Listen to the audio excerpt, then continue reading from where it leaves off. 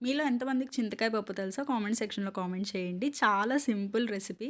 నాకు తెలీదండి. వెస్ట్ గోదావరికొచ్చిన తర్వాత మాత్రమే తెలిసింది. ఇలా గ్రీన్ కలర్‌లో ఉన్న చింతకాయల్ని బాగా శుభ్రంగా కడుక్కున్న తర్వాత వాటర్‌లో వేసుకొని వాటర్ క్వాంటిటీ వచ్చేసి చింతకాయలు మునిగే వరకు అంటే ఒక టీ గ్లాస్ అన్ని వాటర్ ఏసుకొని చింతకాయలు బాగా ఉడుకుతాయి 5 మినిట్స్‌లో.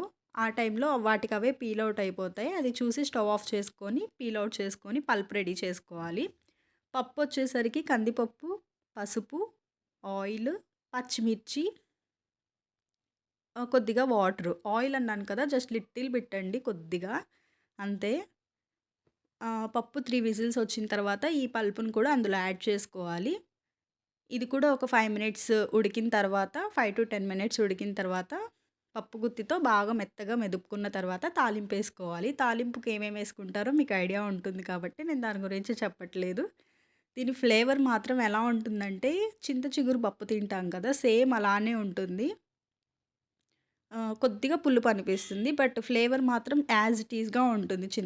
చింత చిగురు పప్పులాగా. వీడియో నచ్చితే like, share, subscribe. Thank you for watching.